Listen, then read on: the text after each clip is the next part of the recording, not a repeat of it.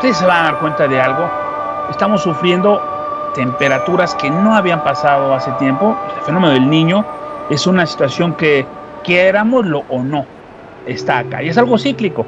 Pasó en el año 1976, ha pasado en otras épocas, en donde hay un sobrecalentamiento en frente de Perú, donde las aguas del Océano Pacífico llegan inclusive a tener 32 grados y se hace una evaporación y hay un jet stream de aire que pasa por encima de Colombia, lleva hasta a un lado de la península de Yucatán y se lleva hasta Europa. Por eso ahorita en España, en Francia, han caído lluvias torrenciales. Pero el problema que hay es que se genera una hidrodinámica, donde ese flujo jala todas las nubes que hay a los costados del jet stream. Por lo tanto, ustedes se asoman y no van a ver una sola nube. Entonces, aunque hubieran inventos para ponerle balas de plomo a las nubes y que pueda llover, pues no es practicable debido a que son escasas las nubes. Y una cosa que debemos de comprender, que es un fenómeno que llegó para quedarse. Es muy poco probable que en los próximos 2 años tengamos, ahorita ya tendríamos el cuarto o quinto huracán, que es lo que nos trae las nubes y las represas. Ahorita no hay huracanes en esta zona, ya se está retrasando la temporada de lluvias. Y por si la irrigación no fuera suficiente problema, también nos damos cuenta que el agro, el campesino en general, está teniendo problemas estructurales muy complejos. Antes de pasarle la voz a mis compañeros, al querido Carlitos Slim, para que presente a afamados invitados, les quiero pedir, por favor, que se suscriban a nuestro canal. Por favor, denle like, no les cuesta nada, es un patrocinio que generan ustedes y permiten que este contenido se muestre por encima de otros tantos. Igualmente, el programa sale en Spotify, iHeartRadio, Google Podcast, Public Radio. Nos escuchan muchísimo en China, nos escuchan en muchos países, en Rusia, porque como tienen bloqueadas muchas cosas, obtienen de Spotify su información. México es el país que más espías rusos tiene, por algo es que somos muy importantes para grandes lugares. Aquí presento sin más a mi estimadísimo y siempre bien ponderado, don Carlitos Slim. Pues un placer, general.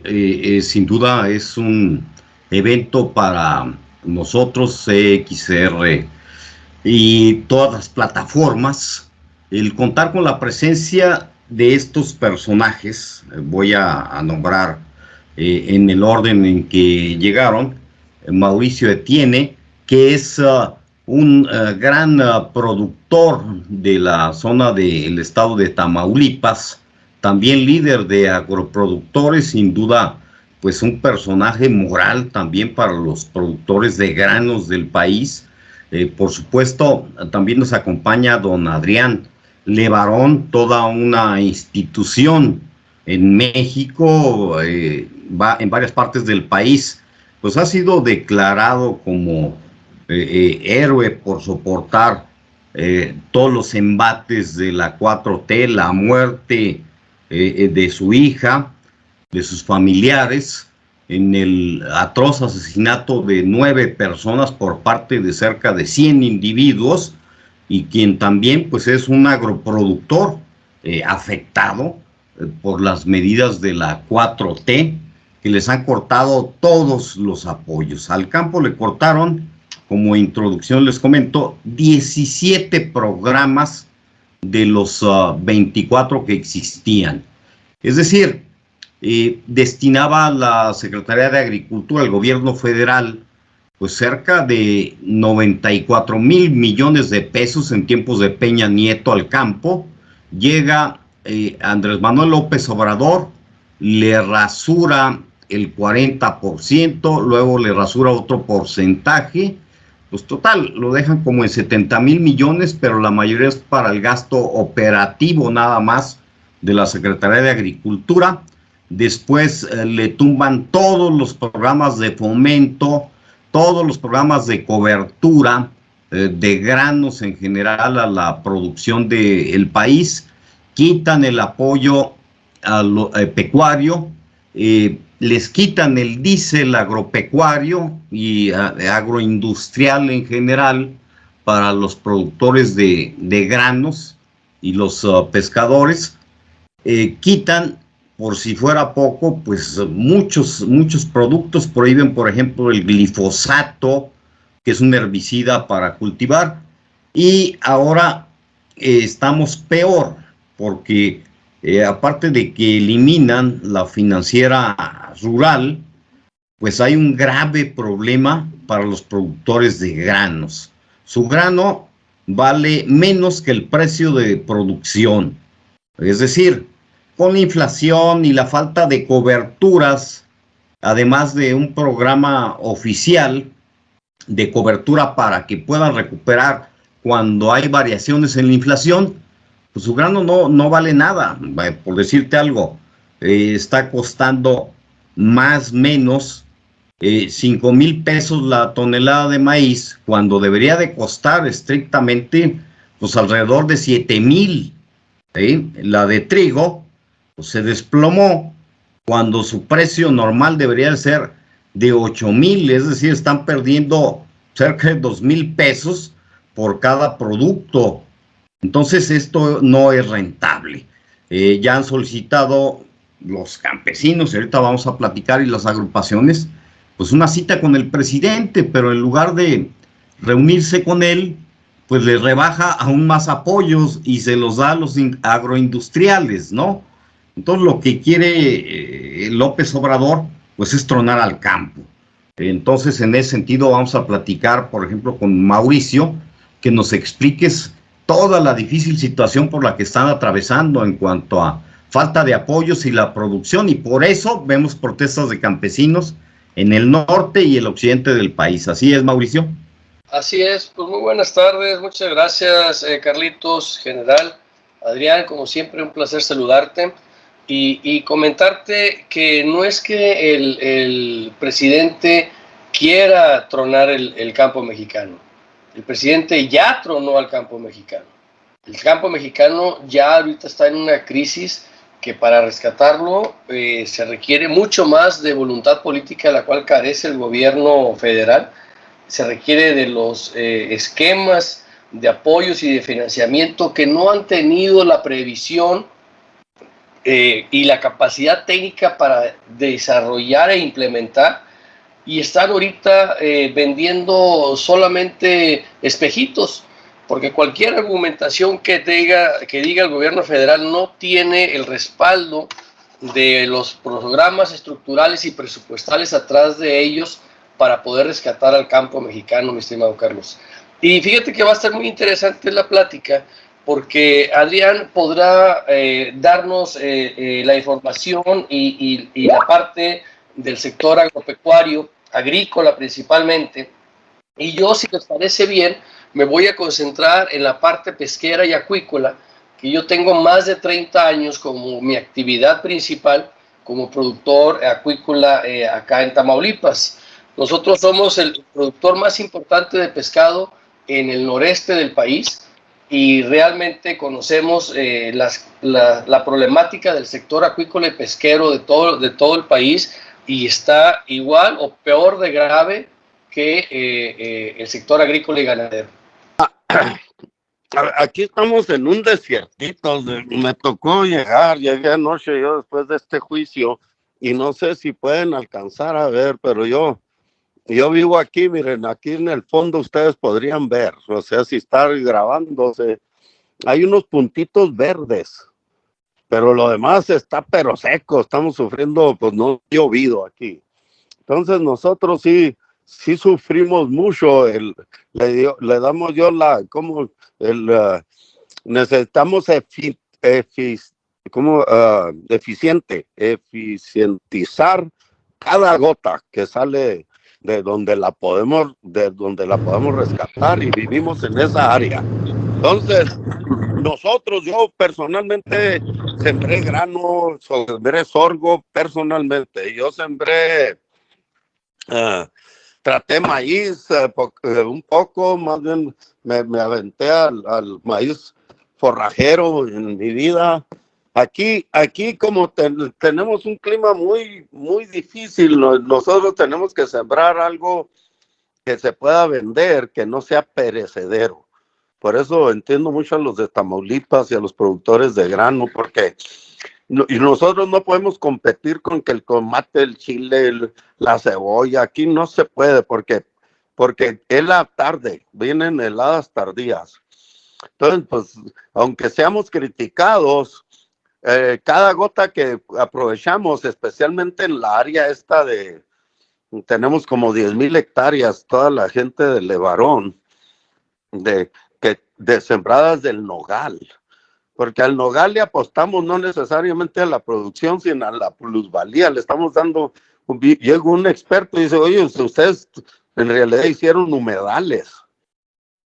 Y una de las críticas que yo tengo de la Cuarta Transformación, que se atrevió a decir que deberíamos de tumbar los árboles de nogal que producen nueces y ponernos a sembrar frijol o maíz.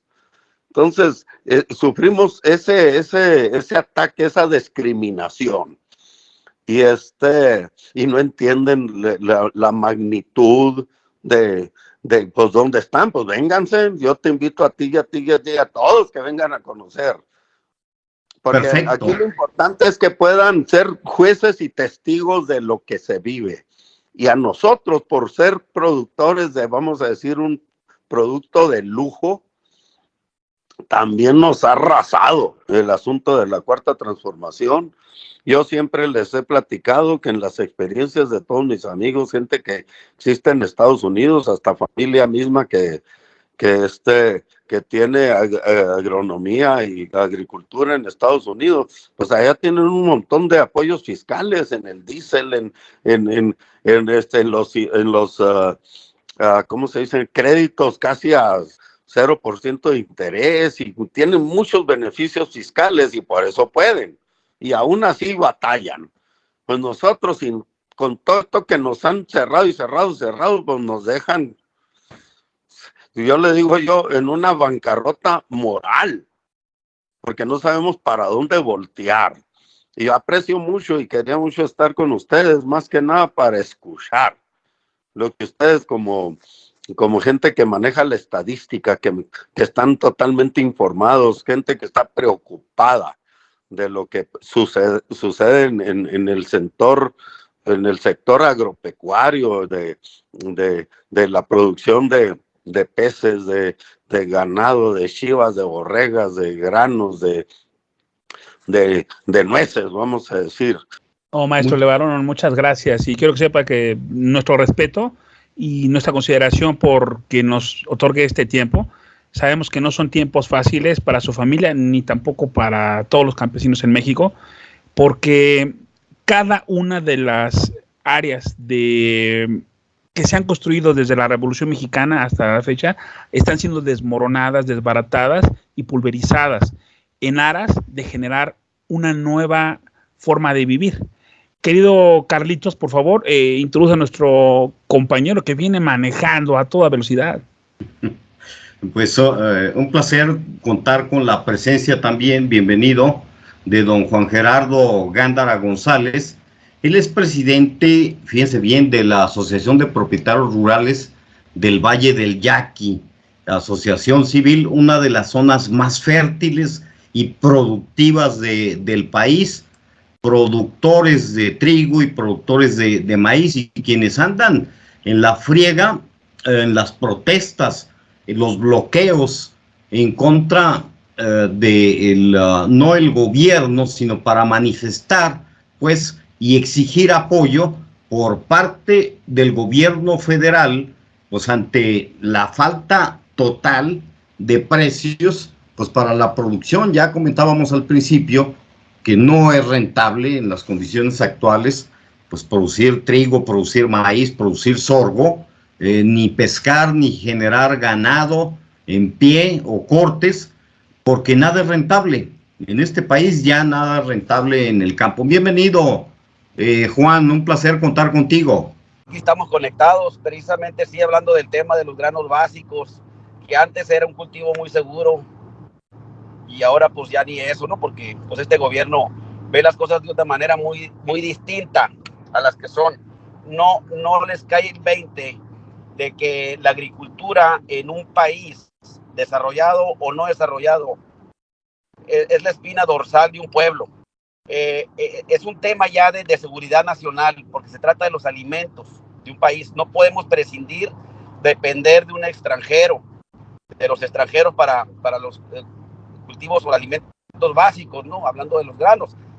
En el momento que le quites la cuchara que alimenta al mexicano, que la tiene el agricultor mexicano, en el momento que se la quitas al agricultor mexicano y se la entregas a un extranjero para que nos alimente, desde ese momento ya estamos prácticamente destruidos como nación y como soberanía alimentaria. Yo lo he repetido en muchas ocasiones. Sí, vivimos en un mercado global, en un tratado de libre comercio, intercambio comercial. Compramos, vendemos, podemos prescindir de muchas cosas, de autopartes, de cemento, de qué sé yo, ¿no? De servicios, pero no de los alimentos, en cierta parte, pero tiene que haber una base sólida de una autonomía en el país, que tanto cacareó el presidente en su campaña y todavía siendo presidente, pero pues nomás de la lengua para afuera, ¿no? Como estamos viendo ahorita en este momento. Este gobierno tuvo la suerte que no ha tenido ningún otro gobierno, tuvo casi 4 años donde el mercado nos favorecía y teníamos una agricultura pues económicamente estable. No había necesidad de que el gobierno interviniera para algún rescate financiero, alguna ayuda como en otros mundiales. Sabemos que entre las guerras y escaseces y cuestiones climatológicas hay un dicho muy frío que dicen, me lo dijo un gringo una ocasión, para que te vaya bien a ti le tiene que ir mal a otros en otras regiones. Pues es la cruda realidad, pero no se trata de pensar por nosotros, debemos pensar que le vaya bien a todos, pero necesitamos que nuestros gobiernos, en especial el nuestro, pues se aplique, y no es un capricho, como mucha gente cree, porque somos los malos de la película, los productores. La gente se le olvida que gracias a nosotros comen 3 veces al día, no les falta la comida 3 veces al día, empezando por el presidente y su familia. Entonces, es cuestión nomás de aplicar la ley. Está en la ley el artículo 133 de la Ley Rural de Desarrollo Sustentable, donde tiene que intervenir el gobierno cuando se dan las condiciones de mercado, cuando hay una contingencia de mercado o climatológica o de producción, para no descobijar lo que es el campo, la alimentación en el país. Aunado a la violencia y muchísimas otras cosas, o sea, todas las políticas que ha aplicado el actual gobierno han sido erráticas, ¿no? Aquí el tema pues es el campo principalmente, pero pues es de bien sabido de todos que en seguridad, de cuestión de economía, de inversiones, de política, ahorita el gobierno cualquier centavo, cualquier decisión lo decide en base a la cantidad de votos que le vayan a dar el año que entra. Es todo. Al gobierno no le importa si matan, si asesinan, si se mueren los niños con cáncer, si se destruye el campo, si nos quedamos sin comer. Eso no le importa al presidente. Lo que más le importa son los votos a como de lugar. Entonces, pues prácticamente se está haciendo realidad la pesadilla que tanto se comentó de que tarde o temprano vamos a llegar a estar como Venezuela o Cuba. Entonces, y todavía que cacarean que se acabó la corrupción y tenía buenos asesores el presidente, pero él quiere gente que le endulce el oído y que no le diga la verdad. Tal es así, por eso han renunciado varios. Por ejemplo, Ursúa era un excelente secretario de Hacienda. Y lo primero que le dijo al presidente en cuanto llegó al poder, lo primero que le dijo fue, no canceles el aeropuerto. Si te interesa el sentido social, hay inversionistas que le meten y usas la cantaleta de que ya logramos que el gobierno, que a los mexicanos no nos costara, les va a costar a los ricos terminarlo y va a funcionar sin que nos cueste ni un centavo. Ya le aplauden. No, era una terquedad de que no, tengo que destruir ese aeropuerto a como de lugar, aunque cuesta más caro hacer eso que terminarlo. Entonces, pues, hasta entre otros motivos, hasta que le renunció el secretario Ursúa, le dijo, ¿sabes qué, presidente? Pues somos amigos y todo, pero yo no puedo seguir ahí. Que el bruto de la película sea tú, no yo. El problema es que estamos pagando los platos rotos todos los mexicanos, no nomás los agricultores. Muchos estamos afectados. Y si no se rescata el campo, en esta ocasión ahorita, como lo que estamos viviendo por la contingencia, va a llevar entre los pies a medio mundo, a gran parte de la economía, proveedores, comerciantes, prestadores de servicios. No, hombre, yo lo dije hace poquito en una entrevista, se va a venir un desmadre financiero. no nomás en las regiones agrícolas, en todo el país. Somos más de 4 millones de productores que directa e indirectamente beneficiamos, salpicamos nuestra economía a 50 millones de mexicanos, proveedores directos e indirectos de nosotros. Entonces, por eso es la agricultura el dispersor natural de recursos, es el motor que mueve todo el engranaje de toda una economía de un país, y sobre todo hablando de México, ¿no? Entonces, sí hay mucha preocupación por la cerrazón del presidente. Dinero sobra porque lo usan para otras cosas. Yo digo, nomás lo que se robaron en Segalmex, con eso alcanza y sobra. Lo que no hay es voluntad, y no nomás no hay voluntad o desinterés. Hay interés, pero de destruir al que trabaja, al que produce, para darle y premiar al que no produce. Nuestro único pecado, nuestro delito, porque como dije también, a los delincuentes abrazos y a los productores madrazos. ¿Por qué? Porque el único pecado y delito que cometemos es producir alimentos y no drogas. Es una destrucción del campo mexicano. Mauricio, platícanos cuál es la situación que priva. Hablábamos de la falta total también de apoyos que se los fueron quitando gradualmente hasta meterlos en una crisis. Por ejemplo, tú que eres productor de peces, de acuicultura, pues, atraviesan también por una crisis y después no la ve la gente común. Es decir, nos vamos a ubicar en un punto donde no va a haber qué comer porque no se puede producir. ¿Qué situación atraviesan ustedes? Así es. Y fíjate, antes de comentarte eso, simplemente suscribir las palabras de Juan al 100%, palabra por palabra, porque tal y lo que estaba diciendo él se aplica también al sector pesquero y acuícola del país. Y la problemática que estaba mencionando Juan de la falta de financiamiento para el sector agrícola y ganadero y pesquero del país, a la salida de la Financiera Nacional de Desarrollo Rural, genera un caos tremendo porque termina por anticipado contratos que muchos productores teníamos y exige el pago del capital cuando, pues, si tú compras una casa a 30 años y a los 10 años te dicen que tienes que pagar todo el capital, pues no tienes capacidad de pagarlo. Entonces eso ha generado que muchos compañeros del sector agropecuario estemos en carteras vencidas y estemos en buró, y eso no se va a resolver fácilmente.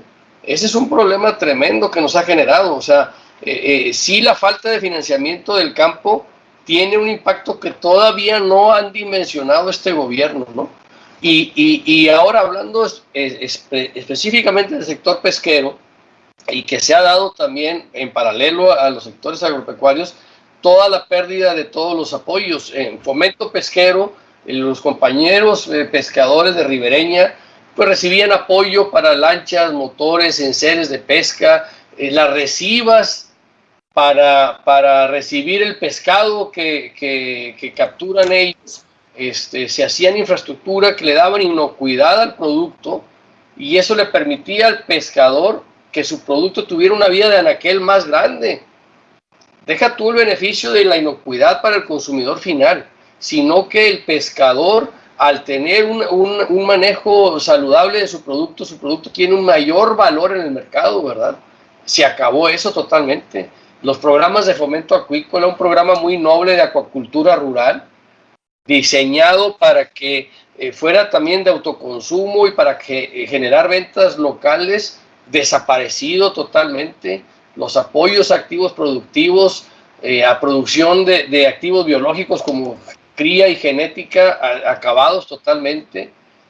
Los compañeros pescadores que ya convencidos de que se tienen que establecer vedas de pesca, y recordemos que la veda de pesca es para mantener la sustentabilidad del organismo, del sector. Si tú no haces la veda, te acabas la producción. Tienes que entrar en un proceso de una veda pesquera. Bueno, pues teníamos apoyos de empleo temporal para todos los compañeros pescadores. Ahora todo eso desapareció y los quieren tener con sus famosas becas bienestar, que le llaman Bien Pesca, y les dan 7,500 pesos al año. Pues ¿cómo pretenden que una familia pesquera pueda subsistir con eso en tiempos de veda? Pues es imposible, ¿sí me explico? Entonces, como dice Juan, carecemos de la voluntad política y carecemos de la capacidad técnica de estos individuos para poder generar los programas y tener las disposiciones presupuestales que puedan soportar las necesidades del sector campesino. Sí, realmente no es un deseo de tronar el campo mexicano, ya está tronado el campo mexicano por parte de estas gentes. Pues muy bien, nada más para puntualizar algo de lo que mencionas, de la descapitalización del campo y que aparte está afectando a todos los sectores. El Servicio Nacional de Sanidad, Inocuidad y Calidad Agroalimentaria, el SENASICA, pues garantiza en el sector agropecuario la sanidad precisamente y la inocuidad de los alimentos. Somos, por herencia de las administraciones anteriores, el quinto país con más sanidad e inocuidad del mundo. Pero a raíz de los recortes de personal y de presupuesto que realizó la 4T, pues el SENASICA se vio reducido prácticamente a nada y puso en riesgo la sanidad e inocuidad de lo que se produce, y luego entonces pues no se podía o no se podría exportar. Por ejemplo, los productores de cerdo del país, la medida que tomaron fue ellos mismos contratar inspectores, obviamente para que el SENASICA lo certificara y pues vigilar que no se introdujeran al país pestes como la peste porcina africana, que eliminó cerca del 40% de la producción de cerdos de China hace 2 años. Entonces, varios organismos de productores pues están financiando al propio SENASICA ante la necesidad del Estado de seguir recortando recursos.